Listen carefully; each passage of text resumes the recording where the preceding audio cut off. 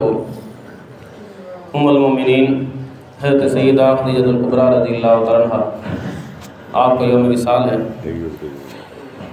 हज़रत सैयदा खदीजतुल कुबरा रज़ियल्लाहु तआला अन्हा आप आका करीम अलैहिस्सलाम की वो ज़ौजा हैं कि अल्लाह तबारक व तआला ने सारी औलाद हुज़ूर अलैहिस्सलाम के उनके बदन से अता फरमाई सिवाय हज़रत इब्राहीम रज़ियल्लाहु तआला अन्हु की। जब आका करीम अलैहिस्सलाम ऐलान नबूवत से कबल गार हिरा के अंदर तशरीफ़ ले जाते तो हज़रत सैयदा खदीजतुल कुबरा रज़ियल्लाहु तआला अन्हा आका करीम अलैहिस्सलाम के लिए खाना लेकर गार हिरा के अंदर जाती और आका करीम अलैहिस्सलाम की बारगाह में पेश करती। एक दिन सैयदा खदीजतुल कुबरा रज़ियल्लाहु तआला अन्हा आप बर्तन के अंदर खाना उठाए हुए आका करीम अलैहिस्सलाम की बारगाह में पेश करने के लिए जा रही हैं। जिब्रील अमीन हुज़ूर अलैहिस्सलाम की बारगाह में मौजूद थे। जिब्रील अमीन ने जब सैयदा को आते देखा तो आका करीम अलैहिस्सलाम की बारगाह में अर्ज़ की, या रसूलल्लाह सल्लल्लाहु अलैहि वसल्लम, हज़रत सैयदा खदीजतुल कुबरा रज़ियल्लाहु तआला अन्हा बर्तन के अंदर आपके लिए खाना लेकर तशरीफ़ ला रही हैं।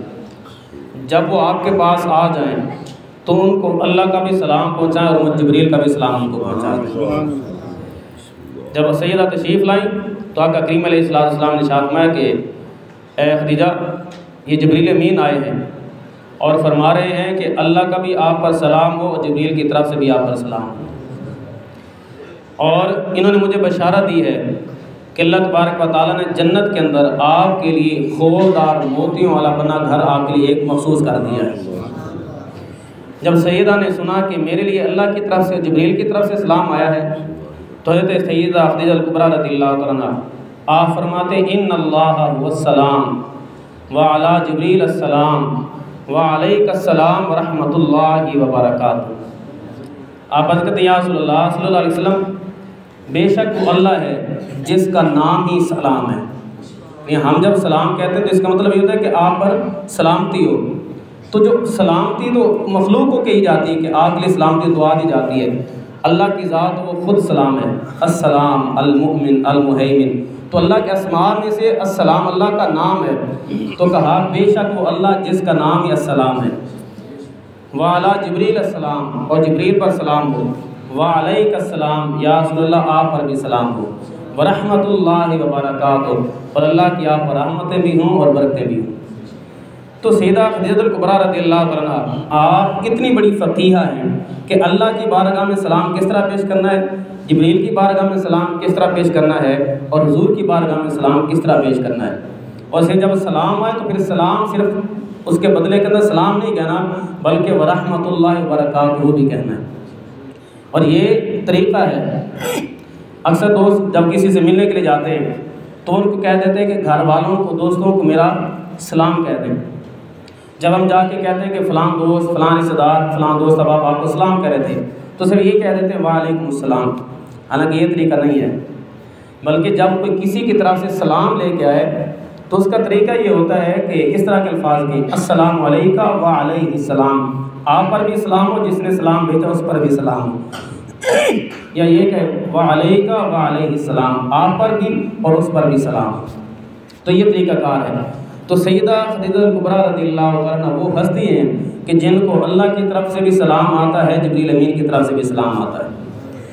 हज़रत सैयदा खदीजतुल कुबरा रज़ियल्लाहु तआला अन्हा आप अफजल तरीन ख़वातीन में से हैं। हज़रत सैयदना अब्दुल्लाह बिन अब्बास रज़ियल्लाहु अन्हु रिवायत फरमाते हैं, मुस्नद इमाम अहमद बिन हंबल के अंदर ये रिवायत मौजूद है कि आका करीम अलैहिस्सलाम ने इरशाद फरमाया, अफ़दलु निसाई अहलिल जन्नह, कि जन्नती ख़वातीन में से सबसे जो अफजल हैं वो 4 ख़वातीन हैं। सबसे पहले नंबर पे फरमाया खदीजा बिनते खुवैलिद, दूसरे नंबर पे फ़ातिमा बिनते मुहम्मद, तीसरे नंबर पे आसिया बिनते मज़ाहम ज़ौजाए फ़िरऔन, और चौथे नंबर पे हज़रत मरियम बिनते इमरान वालिदा हज़रत ईसा अलैहिस्सलाम। तो 4 ख़वातीन जन्नत की सबसे अफजल ख़वातीन हैं। सबसे पहले नंबर पे जो हस्ती है सैयदा खदीजतुल कुबरा रज़ियल्लाहु तआला अन्हा की। आका करीम अलैहिस्सलाम की उम्र मुबारक 25 साल की है। आका करीम अलैहिस्सलाम को एक दिन हज़रत जनाब अबू तालिब फरमाने लगे कि हर तरफ कैद साली है, कारोबार कोई नहीं। खदीजतुल कुबरा रज़ियल्लाहु तआला अन्हा अपने वालिद के विसाल के बाद अपने वालिद का सारा कारोबार खुद संभालती हैं। और ये नहीं कि कारोबार करती हैं तो लोगों से मेल जोल होता है फिर कारोबार होता नहीं, पर्दे के अंदर भी रहती हैं, इसके बावजूद मक्के की सबसे ज़्यादा कामयाब ताजिर भी कहलाती हैं। मलिकातुल अरब के नाम से जानी जाती हैं, मलिकातुल अरब के नाम से सबसे ज़्यादा मालदार भी हैं। और बड़े बड़े लोगों की ख्वाहिश होती थी काश हम इनसे निकाह करें। आका करीम अलैहिस्सलाम ने साथ में किसी औरत से निकाह किया जाता है 4 बातों की वजह से, उसके माल की वजह से, उसके जमाल की वजह से, उसके हसब व नसब की वजह से और उसकी दीनदारी की वजह से। हुज़ूर ने फरमाया तुम दीनदारी को तरजीह दिया करो, किसी औरत के माल की वजह से उससे शादी ना करो, उसके जमाल की वजह से शादी ना करो, उसके हसब नसब ऊँचे ख़ानदान की वजह से नहीं, बल्कि उसके दीनदारी को देख के शादी किया करो। तो बड़ी चूँकि मालदार खातून थी तो हर एक की ख्वाहिश होती कि इनके साथ हमारा निकाह हो जाए। आका करीम अलैहिस्सलाम के निकाह में आने से पहले 2 मरतबा ये बेवा हो चुकी थी और इनके 2 बेटे थे, हिंद और हाला। सैयदा खदीजतुल कुबरा रज़ियल्लाहु तआला अन्हा, आप एक मरतबा मक्का के करीब खाना काबा के करीब मेला लगता था, ख़वातीन का मेला लगा हुआ था। तो एक यहूदी आलिम वो औरतों के मजमे में आ गया और कहने लगा कि ऐ औरतों मेरी एक बात सुन लो, मेरा एक पैगाम है वो सुन लो। कहा बेशक औरतों के मजमे में आना मेरे लिए मुनासिब तो नहीं है, लेकिन एक पैगाम तुम्हें पहुंचाना है। वो ये है कि अनकरीब एक शख्स पैदा होगा जिसका नाम होगा मुहम्मद सल्लल्लाहु अलैहि वसल्लम। अल्लाह तबारक व तआला उसको अपना नबी बना के मबूस फरमाएगा और वो औरत बड़ी खुशकिस्मत होगी जिसका निकाह उनके साथ हो जाएगा। जब उसने ये बात कही तो औरतों ने डांटना शुरू कर दी, तो औरतों के मजमे में आ गए। सीधा फरमाती कि मैंने कोई बात तो नहीं की, लेकिन दिल के अंदर दुआ करती थी काश वो नबी मुझे नसीब हो जाए, मेरा उनके साथ निकाह हो जाए। फरमाती है फिर वो वक्त करीब आया कि सैयद आका करीम अलैहिस्सलाम दुनिया के अंदर तशरीफ़ लाए। फिर आका करीम अलैहिस्सलाम सादिक और अमीन के लक़ब से जाने जाते हैं। हर एक उनको कोई सादिक कहता है, कोई अमीन कहता है।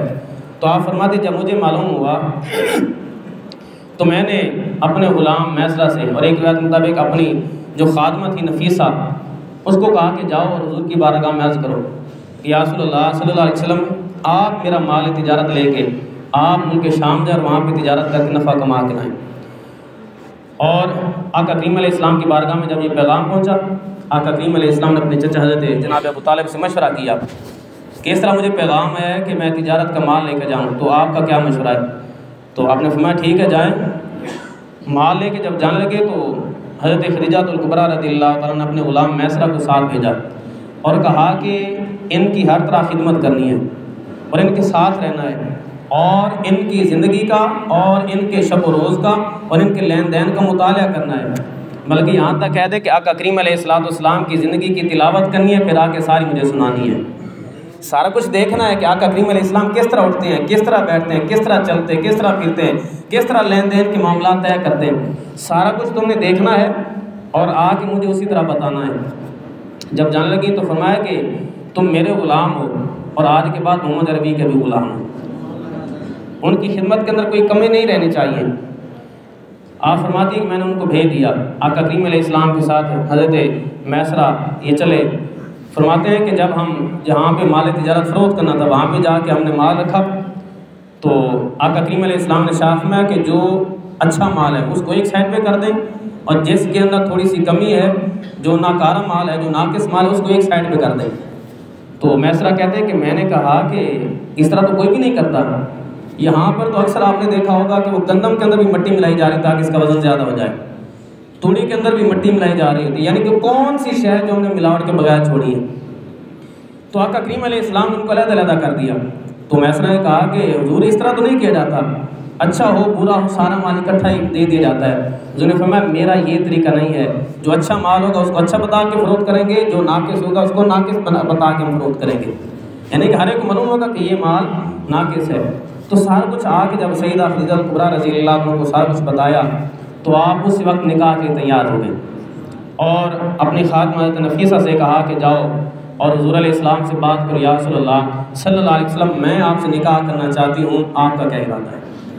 आका करीम अलैहिस्सलाम ने फिर हज़रत जनाब अबू तालिब से मशवरा किया कि चचा जान मुझे पैगाम निकाह आया है, बताएँ आपका क्या मशवरा है।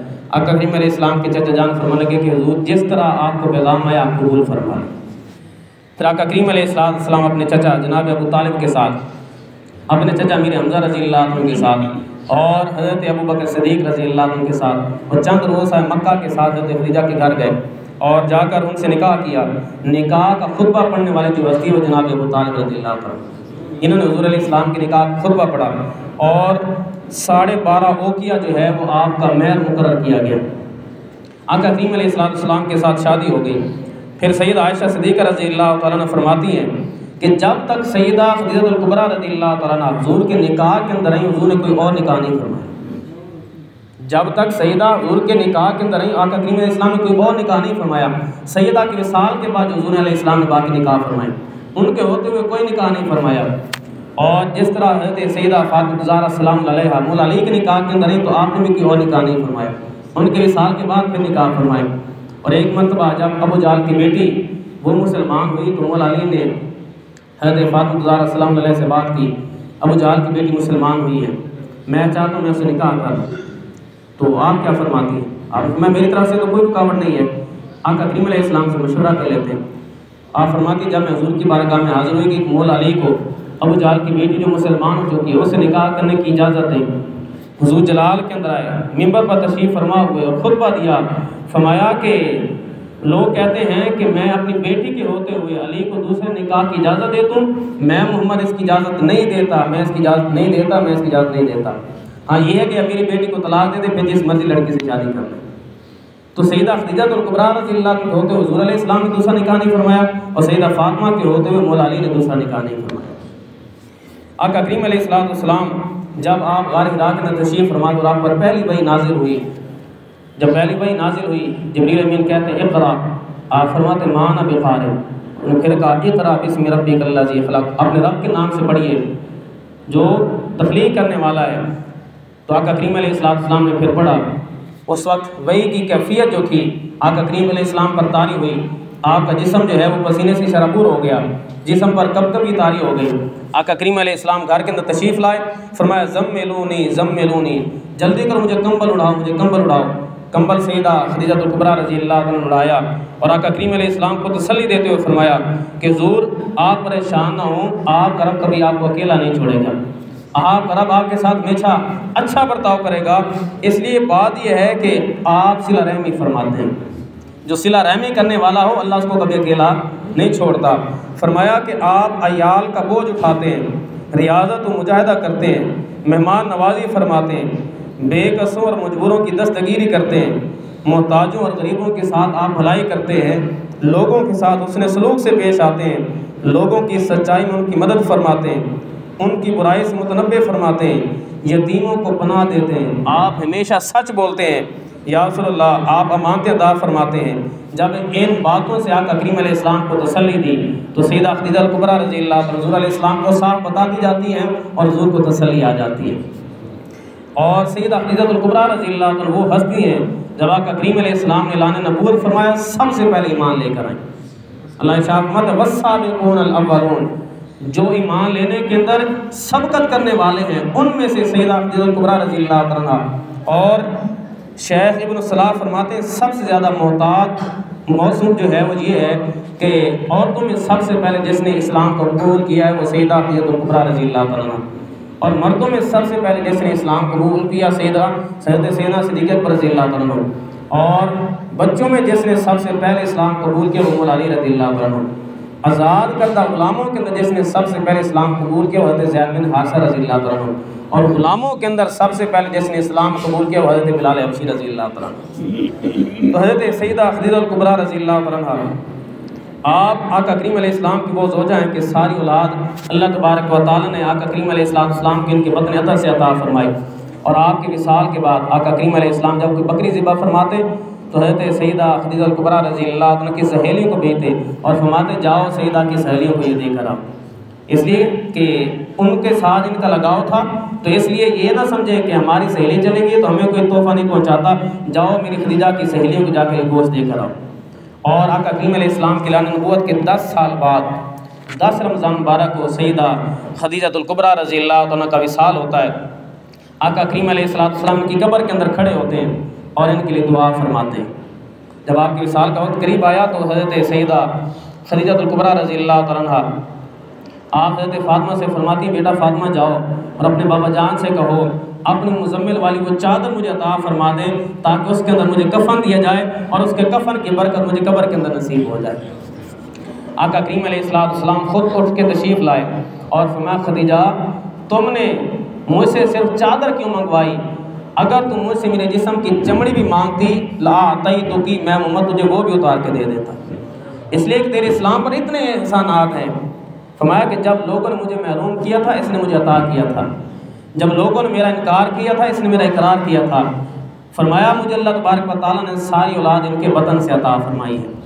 तो जब इनका विसाल हुआ, आका करीम अलैहिस्सलाम खुद इनकी कब्र के अंदर उतरते हैं और इनके लिए दुआ फरमाते हैं। और उस वक्त चूँकि जनाजे का भी हुक्म नहीं आया था, तो आका करीम अलैहिस्सलाम इनको फिर दफन फरमाते हैं। और आज भी इनकी कब्र जन्नतुल माला जो मक्का मुकर्रमा का कब्रिस्तान है, इनके अंदर आपकी कब्र मुबारक मौजूद है।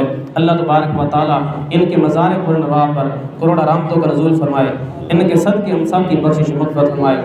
आज अफ्तारी के वक्त हज़रत सैयदा खदीजा कुबरा रज़ियल्लाहु अन्हा के लिए ख़ास तौर पर एहतमाम फरमाएँ, दुआ भी करें और लंगर का भी एहतमाम करें। आज चूँकि 11वीं शरीफ भी है और सैयदा का विसाल का दिन भी है, तो इसलिए 11वीं शरीफ का भी घर के अंदर एहतमाम हो जाएगा और सैयदा के विसाल पर उनके लिए साले सवाब का भी एहतमाम हो जाएगा।